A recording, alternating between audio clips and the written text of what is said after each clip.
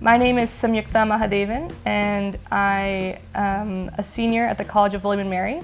I'm originally from Charlottesville, Virginia, and I grew up going to the Albemarle County public schools, and I am now currently studying international relations in my last year. I have been very interested in civics and government, and for the longest time in high school I was studying STEM, so science and math. But then I think finally I hit a point when I realized I'm more interested in how decisions get made and how they affect people. So by the time I was about 16, 17, I was like, okay, what can I do to pursue this idea? So when I took AP Government in high school, I learned about, in more detail how the government works and how we affect it as citizens, or just as, people living in this country.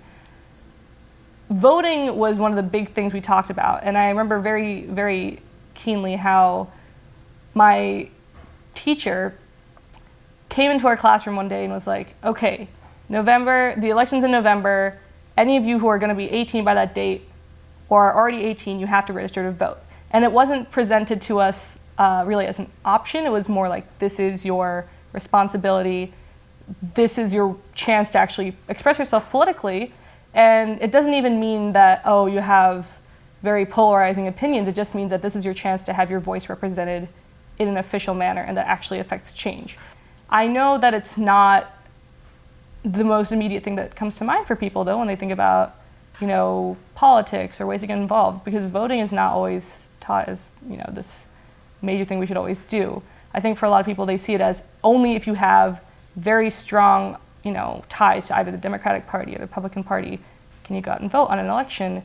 But what I've learned, especially from, actually getting involved with my community and studying the issues, is that it's not about it. Obviously parties have platforms and issues that they have certain stances on, but it's really about what you care about as an individual, and then it's up to you to kind of see what can I do to make this a reality, or to at least do my best.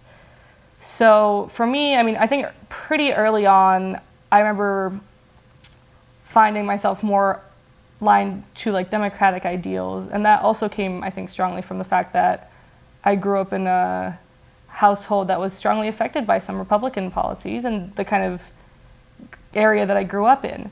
So when President Obama was elected, I remember that was a big deal for me as someone who grew up as, a minority in a very white area. I remember feeling like, okay, this is something that happened because people rallied around this person because they were just an American who had good ideas. And so that's when I was like, I know that this is a possibility for me and this is a possibility for other people, to encourage them to go out and vote. So I talked a little bit earlier about how I was really excited to vote when I turned 18. So I turned 18 my freshman year of college, and the first election that I could vote in was the presidential election in 2016. And obviously there was a lot of hype surrounding the election, and the country was very divided over, the candidates themselves. And I remember going out, standing in a pretty long line, thankfully, because a lot of people were there, and feeling very happy that at least I got this chance. And the outcome of the election were not necessarily what I had expected, nor what I wanted, but it was really revealing to me that this is the power of a vote. This is what it can do. A lot of people say, your vote is not worth anything, or what difference does one vote make? And obviously when you look at it as one vote, it seems very minimal, but you have to remember that this is millions of people going out and making these decisions. So when I saw the outcome of that election, I said, hey, if I'm unhappy with it, there's only one thing I can really do to change it, and that is vote. But the real struggle now is getting other people to feel the same way. So after that, I thought, okay, I didn't do a lot for 2016. I didn't go campaigning, I didn't do a lot. I did a little bit of voter registration, but it only lasted for a short while. So I thought, I did the very base thing, I voted. But if I feel so strongly about, government and voting, then I should do a little bit more to participate in that process. So I applied kind of in the dark for an internship on Capitol Hill with Senator Mark Warner, who is one of our representatives, and I got it. And so for me, it was a really new experience to go up to DC and see what politicians do and how their offices operate and what they take into consideration. And the thing that impacted me most was the thing that most people found boring, which is working the phones, because it's administrative and it's kind of menial. But what you get to do, which is something they don't really tell you in the beginning, is you get to hear from hundreds of Virginians or constituents who have very specific concerns. So that summer, it was summer of 2017, I heard calls from Republicans and Democrats alike who had concerns about health care, who had concerns about, President Trump's nominations, who had concerns about the budget, and who had concerns about education. And these were people who took the time out of their day, just any day, to contact their representative about something they care about. And that showed me that, regardless of where you stand on issues, if you're able to feel strong about any one thing, then that should be enough to have you go out to the polls. That should be the one thing that you should focus on. But there are so many issues that I think it's worth your time to kind of explore what are things that impact your community. And so this past summer, I said, okay, this is my chance to really step it up and participate in 2018. And I decided to start working on a campaign. So I live in the 5th District of Virginia, and we've had primarily Republican representatives. And the one time recently that we didn't was when Tom Perriello was voted in 2008 with President Obama. And we've never had a female representative. So those are two things that kind of contextualize why I was getting into this. So when I started, I thought I really wanted to do research and policy work, because that's what I'd done in school. And then the field organizer was like, actually, can we get you working in field? I was a little unsure about this because it didn't seem like the thing I'd be good at or that I was really interested in. But it turns out it's like the most crucial part of what campaigns do and the most crucial part of getting people interested in political participation. So I got to meet tons of people in the Charlottesville-Albemarle area who have for years been involved in politics while I haven't been. And they're the ones who really know this place well.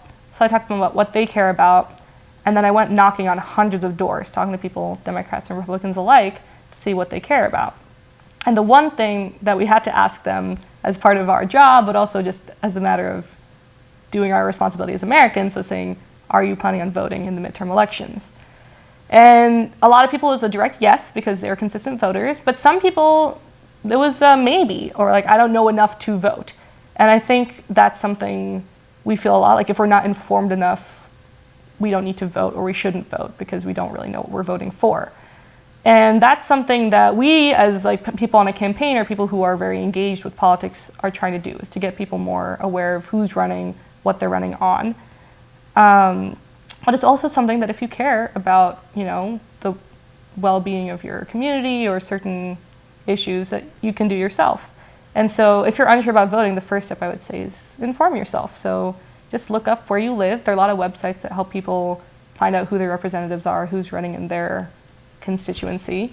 So one of the other reasons why I personally wanted to get involved with politics and campaigning and encouraging others to vote is because I think growing up, I didn't always have parents who were able to vote because they were they were immigrants, and then they became naturalized in the early 2000s, and then after that they were very adamant about it. But also, I didn't see a lot of people like me represented in government, and I think that's the same can be said for a lot of people in this country. And there's only, again, one way to really change that. And I don't think that notion really struck me until I was really old enough to understand that there's certain factors that contribute to whether a person decides to go into politics. And a lot of that comes from like who they're seeing in it. And so it becomes a vicious cycle where, you have certain expectations of what government is or what government looks like, and then we just remain within those restrictions. So my personal stake also was, hey, I want to be someone who I didn't see going out and doing things my age and be that person for someone else. And I think more and more we're seeing that, especially with young people and with like racial minorities, and any kind of diversity you can think of is now coming to light a bit more. And so I was really encouraged by that, especially when I went to college, because I think there's a bit more freedom of expression there. And that made me feel like I was more validated in what I wanted to do. And so certain like events recently have also encouraged me a lot to get involved.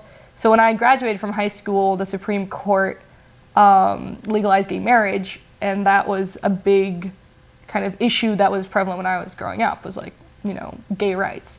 And then after that, I came to college, and then the big one that has recently affected my life is gun violence. I think that's an issue that's been around for a long time, but now the youth involvement in that is so massive, and the core of what the message that they're spreading is register to vote and go vote. Because in the end, that's the only thing that you can tangibly do that directly affects the outcome of, elections and policies. And so that's very meaningful. And I think when you see a bunch of young people who can't vote, but who are already so aware of the implications of someone voting, it makes you wonder, like, hey, shouldn't I be doing it, if not for myself, for them or for others?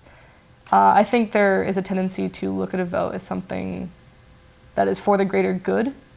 And people say, yeah, I'm voting, for the sake of other people as well. But then learn about what those issues are that other people care about. Because it's not just you representing your issues for a bunch of other people. It's learning about what would be, what other people care about too. And I think that's something that can be hard to do, in your head, but it's as simple as starting a conversation with someone else. And so me having this conversation with you saying, go vote, seems like a big demand, but if you think about it, it's just you expressing yourself in a political way. So I've been working for Leslie Cockburn. She is our Democratic candidate in the 5th District. She has a wonderful career as an investigative journalist. And so that's what also made her so intriguing to me, was that she spent 35 years listening to people, going out and seeking information and representing that information to other people. And being a congressperson is very analogous to that role. You are listening to your constituents and you're representing their ideas, but in a way that affects change. So working on her campaign has been wonderful because it's, I think, refreshing for all of the people in Charlottesville to see a candidate who knows what she's talking about and has taken the time to go and visit every part of the district she can and reach out to all the communities possible. So it's been a privilege to be on that campaign, but it's also been a great learning experience to see there are certain things that are reasonable to ask for in this district and there are certain things that are not, and finding that middle ground is really what has been the goal of what we're doing. So today, for instance, there's a big event coming up. We have a Blue Wave rally in downtown Charlottesville.